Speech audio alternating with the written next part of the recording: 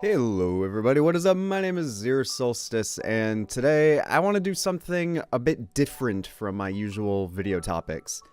The only class I really play is Necromancer, and while I thoroughly enjoy playing it through all of the negatives that most other people see, I really just want to dissect one of the things I really dislike about the class and would like to see changed, and that would be death magic.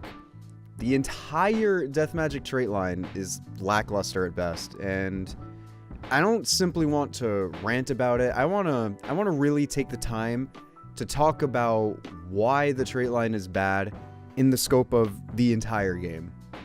Now, to begin, I'm going to start slightly inclusive. For starters, let's point out the awful economy of the fact that 33% of the traits involve the usage of one specifically utility type to actually gain any benefit. And the benefit arguably doesn't exist. So I'm a rather firm believer in the fact that not everything should be viable everywhere, as long as it has a proper, consistent usage case somewhere. This can be argued for the minion utilities, with being consistently usable in PvE. However, the traits, as you could use them in PvE, give marginal benefit at best. Minions already take minuscule damage from PvE enemies as it is, so the bonus HP trait is practically worthless, and the toughness they give you is generally useless as minions hold the AI aggro. In PvP modes, the minions die to a light breeze regardless, especially considering the massive amount of AoE spam from the majority of classes, so taking minions at all is a mistake. Death Nova and Necromantic Corruption are decent, however they reward you for running greater numbers of minions, which are incredibly hard to justify over other utility choices, such as, I don't know, stun breaks, or even just Necromancer's active utility, Boon Corruption. Honestly, I feel we really just need to condense the minion utilities down into the essentials, maybe make some of them baseline like the increased health, and just put some more worthwhile effects in the trait slots to improve the economy and diversity of the line as a whole. After that, I'd like to talk a bit more broadly about what the line does. Death magic, fundamentally, is the beef-up trait line, and it tries to reward you with increased survivability through specific in-game actions, for example, taking 10% reduced damage from poisoned enemies with Putrid Defense.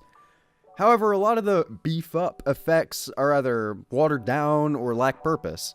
As an example, let's take a look at Shrouded Removal. Shrouded Removal cleanses a condition every time you enter Shroud, and every 3 seconds after that. On paper, this really isn't that bad, but the problem comes when you look at other traits like Unholy Martyr. There's minimal direct value from Shrouded Removal, as it doesn't help that much with classes and builds that actively deploy conditions, and it doesn't really give you any payoff from removing conditions. Unholy Martyr benefits allies, and it rewards you for cleansing conditions in bulk. One single vuln application isn't gonna cuck you from cleansing the 18 confusion that's actually causing you to die, and you get rewarded and sustained for cleansing it. Sure, Unholy Martyr's a Grandmaster trait versus Shrouded Removal's Adept placement, but the concept is still valid. I wouldn't mind seeing Shrouded Removal perform more closely to Shrouded Embrace from Thief, giving you removal of specified condition types. At least then it gains consistent functionality that you can rely on. You know going in that you're more likely to cleanse the Insane Confusion and Torment burst from that Mirage than the Bleeding or other damage sources. Going back to the minions for a bit, let's talk about Death Nova. Death Nova is a Grandmaster which augments the approach to minions by making you actually want them to die, and giving you benefit when they do. This is cool, but how does this fit into the defensive-minded trait line? By using a defensive corruption skill on minion death, of course, but wait, does it? No, it actually doesn't.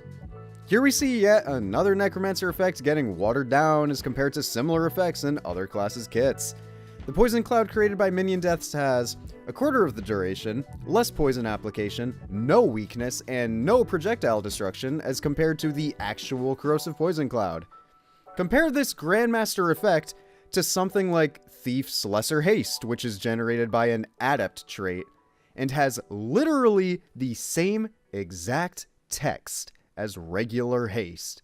When balancing and designing, You need to create effects within a certain floor and ceiling, meaning you need to monitor how well something functions at its worst, as well as its best, and everywhere in between. Good balance, in my opinion, is having something where the ceiling is greater than the average performance, but difficult to achieve. With this in mind, cutting back the duration of the cloud or the total poison it can stack quickly makes sense, but gutting the rest of the functionality just reduces skilled play and play pathing. If a player understands that lesser poison clouds would allow them to mitigate projectiles for small, controllable windows, then why not allow a player to make that active gameplay decision? Leaving in these sorts of decisions and interactions is what makes a player experience feel deeper, and enables a player to build a skill that benefits them over other players. It generates payoff. Then there's Reaper's Protection. My god, I hate this trait. This thing embodies everything I despise about this game and about Necromancer. It's a trait which gives you benefit through entirely passive means. It rewards you for playing poorly, and in the specific case of this trait, it's worse than every other trait like it purely because it's on Necromancer. I'm serious. Look at these comparisons! Not only does it have a higher internal cooldown than all of the other traits, tied with Ranger's Shared Anguish, but it doesn't even break the stun! It's a master tier trait that literally does nothing if the person that CC'd you is further away than a Greatsword auto. If I could have it my way, I'd take away all of the carry me daddy passive bullshit that's in the game. But since that's not happening, the best I can do is point out how disgraceful our version of the anti-CC passive is. And if you're about to say, but Solstice, this one is bad because we also have Last Gasp and Soul Reaping, Engineer and Warrior would like to have a word with you. Now, let's look at what I think might be the real pinnacle. Let's give it up for Unholy Sanctuary.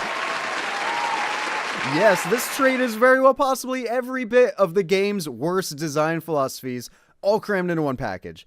This trait is passive protection, it's terrible scaling, and it lacks purity of purpose.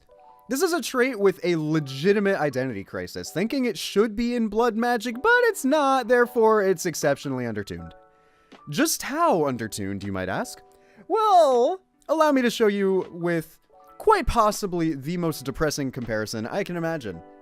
This is the scaler for Unholy Sanctuary. It's a Grandmaster trait that heals you for a baseline of 130 and scales by 0.12 based on healing power. This is Regeneration, an effect just about every class in the game has access to. It has a base of 130 and a scalar of 0.125.